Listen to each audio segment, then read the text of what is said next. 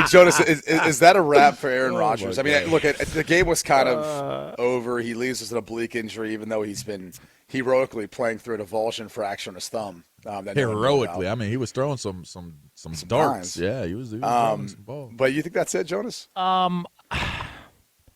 He said that if they're still mathematically alive, he wants to be out there. And he actually spoke after the game, and this was Rodgers talking about his optimism for wanting to play next week. You take a listen. As long as I check out fine tomorrow, I'll expect to play this weekend. Oh, you think you might? Yeah, as long as I check out okay tomorrow. And it was in the first half, and then got kind of re-aggravated in the third quarter. Just having a hard time breathing and rotating my upper body. So I was worried about a punctured lung as well. So I want to get that checked out. They have no shot at making the playoffs. They didn't have a shot going into this game. It's a done deal. And if I were, don't you at some point, we got to see a little glimpse of it last night, but don't you at some point want to see at least what you got in Jordan Love? Because they have some decisions on him, right? They've got to decide if they want to pick up the option for next year.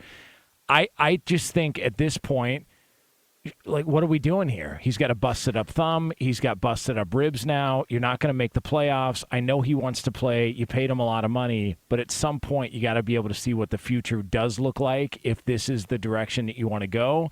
And I just think Matt LaFleur, who said afterwards that, look, I'm not ready to make a decision on shutting him down. What are we doing it for? You know what this is like? You're like people who buy like a second home, like a vacation home. It's like a luxury, right, to be able to have that. But there's people who buy it and then they never use it. It just sits there. It's like costing them tax dollars. It's costing them money. And like the idea of it, you're always like, oh man. But we can go there every once in a while, and you do, and you enjoy it. But you like never fully commit to it to really see what it would be like to live there. It's just the idea of going there for a weekend or maybe like a week once a year. It's kind of like that. Like they're like so hesitant, and I think it's in part because how much they're paying him. I mean, you're paying him $50 million this year. It's like you're really going to, at this point, 12 games into the season, where you might still mathematically have a shot.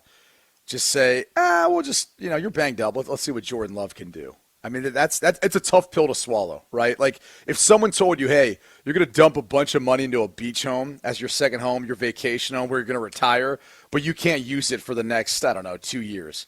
You'd probably be sitting there being like, wait, why am I paying for this then? Like, why don't I sell this thing and just buy something 2 years from now? But let me ask you guys this. If Jordan Love comes in and they make this decision and he comes in and plays well, because he did, look, he made some throws last night. Right out the gate. Yeah. And, who he reminded me of?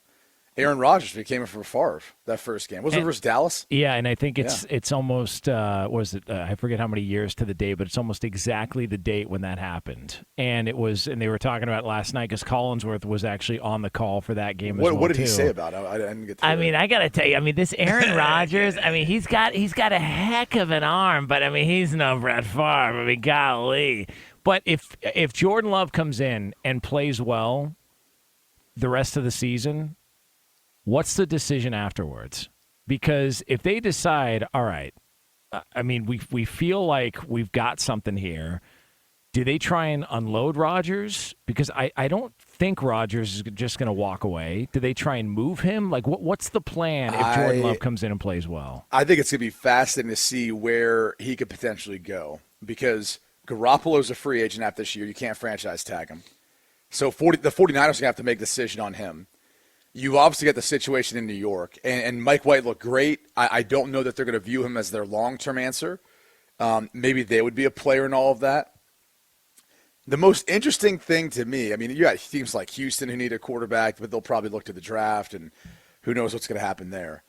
And you could throw in L.A., and I don't know, Stafford's probably done for the rest of the season.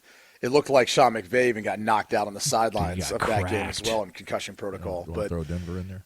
I was just going to say Denver. Because here's the reality of Denver. The Walton family bought it after they had already hired Nathaniel Hackett, George Payton, their general manager who hired him. So they don't have any ties to really the general manager who was there when they bought the team or really the head coach who was hired before they bought it. Or the quarterback. Well, the quarterback's a different story because you did sign him to that contract. Now, they didn't trade for him, but they did sign him to that contract. So I almost wonder if things are so bad in Denver that they wouldn't just say, where's that reset button around here? Where's that big red? Oh, there it is. Boop. And just level the whole thing. But the problem is then you're selling low on Russell, right? You've got this bloated contract he's not playing up to. Who's going to trade for that? And that's, I think, part of the difficult part of that conversation because you're not going to cut him. And, again, if you're going to trade him, you have to get up significant compensation in order to take on the contract and take on a guy who doesn't look like he was playing like he was in Seattle. So I think San Francisco and the Jets are the two most interesting teams. Maybe even the Giants, too, depending on how you view Daniel Jones in that situation. That'd be another team to keep in mind. This is a winning situation for Jordan Love, though. And it's interesting because with Aaron Rodgers, if you really are looking at this from a critical eye, why even continue on if you're Aaron Rodgers? Like, get your thumb fixed, enjoy your season. Like, for that type of injury, and some ayahuasca. And I was going to say it, but it seemed like kind of like just a simple one. He can ultimately show up when he wants to show up.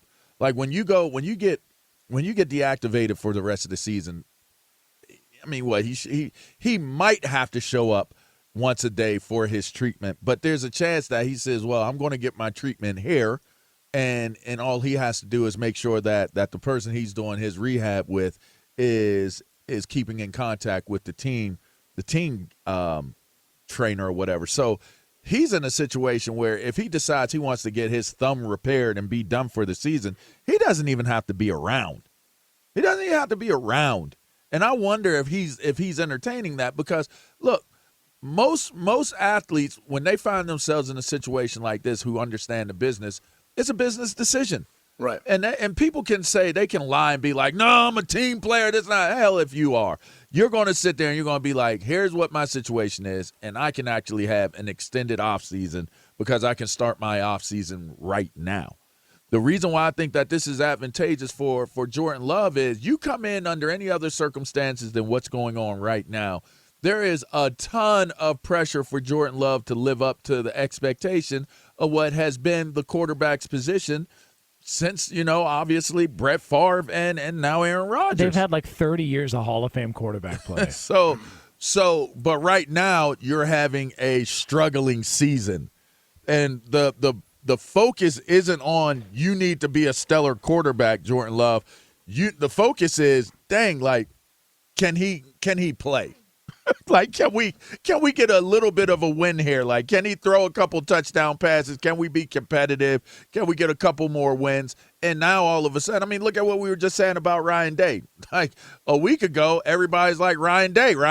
Today, people are like, man, we need to get Urban Meyer back to be able to have a good season. The dude only has 2 losses. So the point is, Jordan Love is in a situation where all he has to do is give the fan base some hope. You don't have to go out there and try to be Brett Favre or Aaron Rodgers. Just go out there and give the team some hope. It's actually an advantageous moment for him just because of how bad the team is doing and how they're struggling right now. And for what it's worth, that was probably one of Aaron Rodgers' best games. He was playing pretty well. Yeah, he didn't look bad. He had the picks, but, I mean, he did make some throws. That first pick was like the guy got hit off is like it's a deflection. Like, I'm not even going to put that on A-Rod. He was throwing some good balls. He looked like he was poised. He looked like he was trying to win the game, and he looked like he was good. Like, I hope he was trying to win it. Well, you know how that goes. He's a guy, he doesn't throw bad picks either. Like when he throws a pick, if it does look bad, it's probably a miscommunication. Someone fell, something happened. There's guys when you throw picks, you go, yeah, this guy just doesn't get. He's not a good decision maker. Like he's not going to make it. And there's guys who throw picks where you're like, oh, okay, I can see that. You mean like Carson Wentz throwing a left-handed interception last year? Like that was an example of like, yeah, you'll. And by the way, now he'll make some throws to make you go, wow, but then he'll make that decision and you go, wow. Like it's just, I'm telling you, man, sitting in a quarterback room on a Monday after the game and you start combing through like other teams looking for plays, watching other guys like, especially like Brady and Rodgers, who like everyone's always watched. You'll watch some of that and you'll just be like, Yeah, I can understand why he did that, or I can understand why he went there. There's some dudes you watch, you're just like, nope. He just either didn't see that dude, or he just got panicked and just threw it up there.